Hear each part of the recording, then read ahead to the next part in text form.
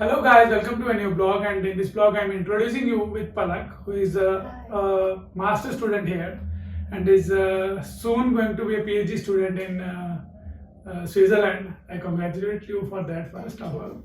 And she's an amazing person and doing great in his professional growth.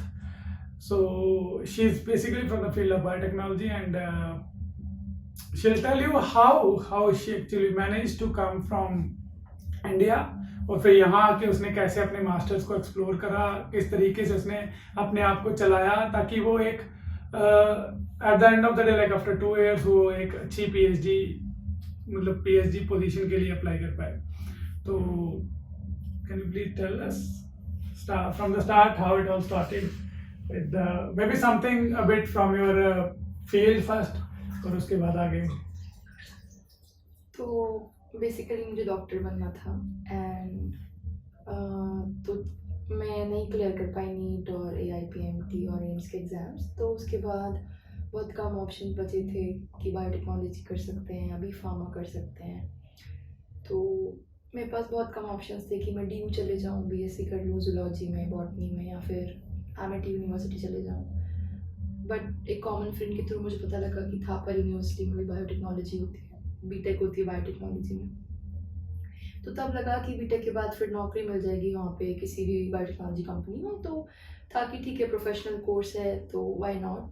So I got admission into Thapar university for 4 years program in biotechnology. And वहाँ पे फिर मैंने शुरुआत की.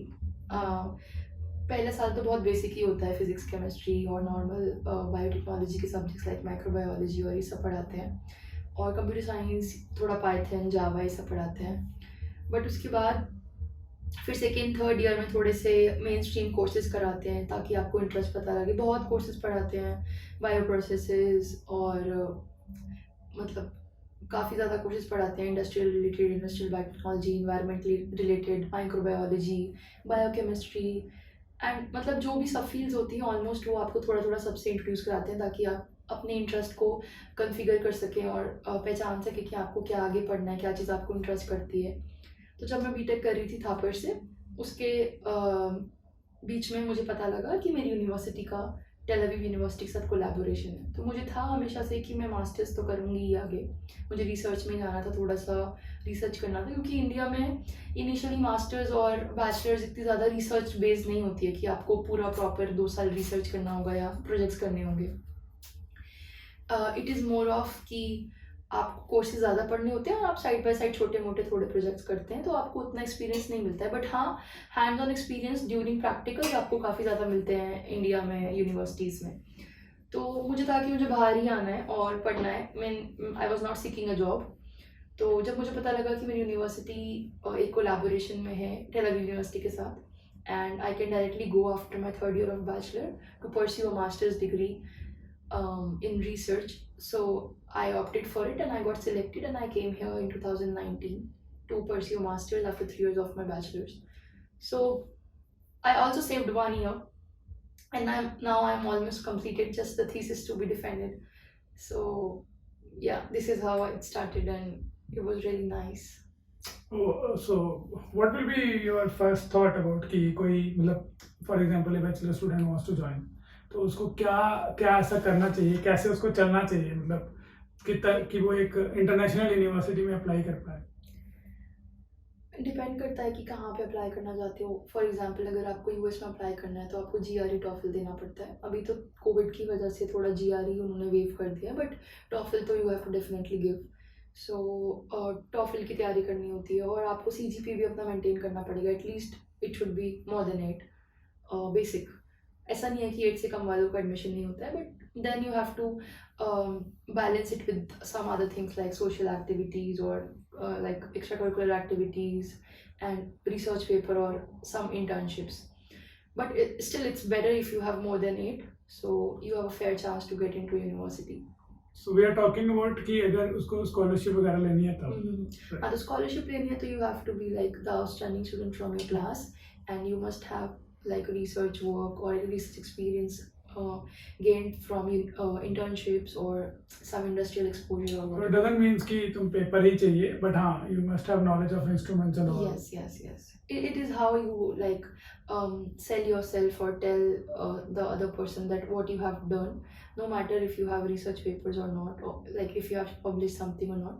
But Mhm. it's just like you should have a deep knowledge, and you should be ready to do the thing they want you to. Like you should be confident enough to say that yes, I have done this, I have read this, and I'll be happy to do it. So your passion towards it, your dedication towards it matter a lot more than actually if you have done it or not in the past. Okay, so अगर उसको मतलब bachelors के बाद अगर कुछ apply करना हो तो क्या जो इंडियन कोर्सेज हैं वो in par with international courses हैं या नहीं है? मतलब like bachelors in India is equivalent to bachelors in US और not? Like let's talk about Israel. So क्या वो इक्विवेलेंट हैं कि नहीं है? इफ दे आर नॉट, तो क्या ऐसा करना चाहिए कि उनको बीच में मतलब वो लेवल इक्वलाइज हो जाए और उनको पोजीशन मिल पाए आगे? टू बी वेरी ऑनेस्ट, मुझे कोर्सेज का उतना ज़्यादा कुछ फ़र्क नहीं लगा. यहाँ पे कोर्सेज बहुत ज़्यादा चिल है, मतलब आपको कुछ ज़्यादा मेहनत नहीं करनी है कोर्सेज में. The teacher will come and teach you. आपका MCQ वाला पेपर होता है अमेरिकन स्टाइल. आपको नहीं सब कुछ ग्रास्प करना है कि नहीं सारे टेक्निक्स आपको याद होनी चाहिए, सारी डिटेल्स आपको याद होनी चाहिए. They just check your knowledge and the concept, if your concept is clear or not. They don't check that you should remember each and everything, which is a very nice thing. But in contrast, in India it's totally different. You have to know each and everything just in order to pass the examinations, which is on a level a good thing, because like you read more, you are in a habit of reading more things, you learn more things, you know more details about certain topics, which is also nice thing. So both are good in their own ways. But the course curriculum in India is nice, and it's sufficient to apply anywhere in the world, I think. Okay, so you don't need any kind of internship? No, I don't think. Internship, yes, because in an internship you learn more and you explore new things, you explore new projects, you learn new techniques which can be useful further. But in a respect of courses, the curriculum is totally fine. Whatever they teach you is enough. Okay, so what kind of scholarships are available if you're applying for after bachelor's? Or Well, it depends. Like in if India, you're applying, yeah, from India, if you're applying in Israel. in Israel, there is no tuition fees. Like if your percentage is more than 80, I don't. There is no tuition fees for the master's degree, and you get monthly stipend because you work in the lab from the day one from the start. So it's already a scholarship, and you get enough money to rent a room and for the living expenses. So for scholarship, like they themselves give you a scholarship, so you don't have to apply independently for scholarship. It is already in the program. So Okay. that's the best thing of Israel, because you're already getting money and you're not spending anything on the tuition fees.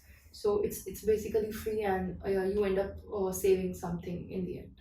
So what kind of environment does Israel offers, like the professors and मतलब कैसा है अगर कोई join कर लेता है, suppose अगर आ जाता है, तो मतलब वो क्या एक्सपेक्ट कर सकता है? मतलब इज इट लाइक इंडिया की रैट रेस जैसा कि पूरा दिन काम करना है, या मतलब what actually you can expect? Rat race तो बिल्कुल भी नहीं है. It is very flexible in terms of everything almost. आप कभी भी आना चाहते हो आप जा सकते हो. आपके टाइमिंग्स बहुत ज़्यादा फ्लेक्सिबल हैं. आप अपने एक्सपेरिमेंट्स अपने तरीके से प्लान कर सकते हो. You have all the independence you want in the lab, from ordering stuff for your experiments, or from performing new experiments or planning new experiments, to working at any hour of the day. It's totally on you. Nobody is bossing you around. It's just that there are lab managers here who tells you that, like, they tell you the curriculum of their lab, like how their lab works, and there are certain rules, the safety rules basically, that you have to follow while using some instruments. But in general, it's very flexible to work in the labs here, and the professors are very nice. They give you the opportunity to think on your own, that what would you like to do, and how how do you want to plan your experiments and what experiments you want to perform. You have all the independence to do everything on your own. So it also helps you to learn and like give yourself time to explore what and how, till what extent can you think about science.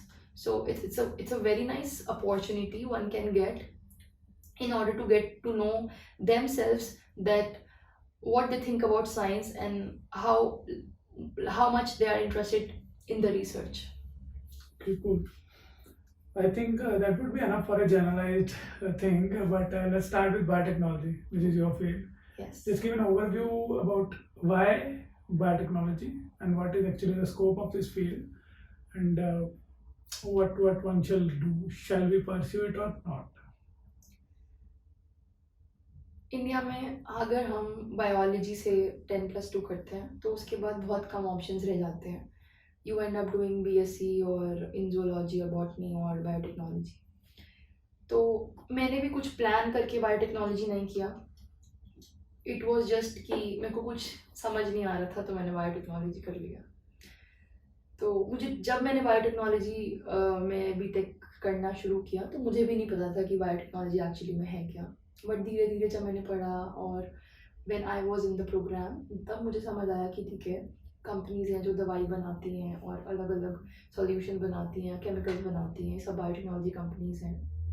और हमने देख ही लिया Covid के time पे कि vaccine कितना important था और how biotechnology companies played a very very vital role in challenging and in facing this problem. So Yeah. this is what biotechnology is. And after doing my bachelor's in biotechnology, right now I'm not in biotechnology. Then I did my master's in life sciences, and I was always inclined towards neuroscience. Like when I was thinking of becoming a doctor, I was thinking to pursue into neuroscience. Yeah. So that's why I wanted to do research in neuroscience. Therefore, when I came here, I joined a lab which was in the neuroscience department, and I worked here in 2 labs, and both the projects were in neuroscience. So it's not that if you're doing biotechnology, then you can only do biotechnology and you have to stick with it forever. How did you end up like here in neuroscience from biotechnology? I had a very keen interest in doing something in neuroscience.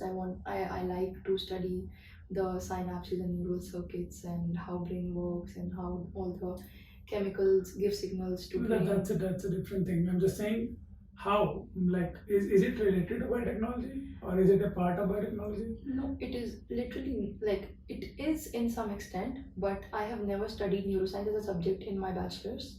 It was just my personal interest in the neuroscience field, which I wanted to pursue, and I tried some professors here who were working in neurodegenerative diseases. So I contacted him. I told him what my interest is and why I wanted to do neuroscience or why I wanted to do in this field.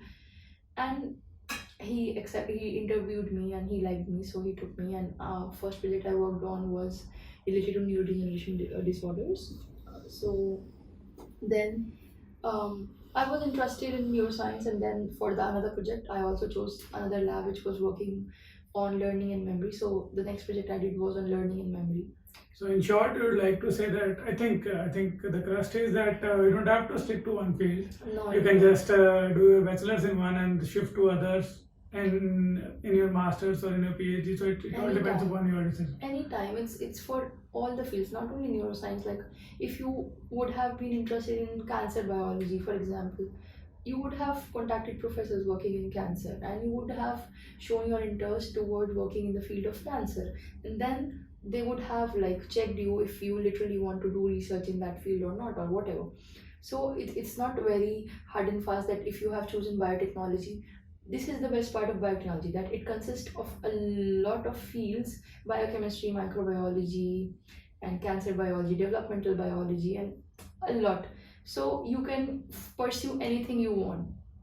You can do drug discovery, you can work on therapeutics, you can work on neurodegeneration disorders, you can work on a lot of things. Okay, so it actually, so do we need to learn some kind of instruments beforehand? Like if we are in bachelor's, do we need to have something like that, or is just the zeal to do that?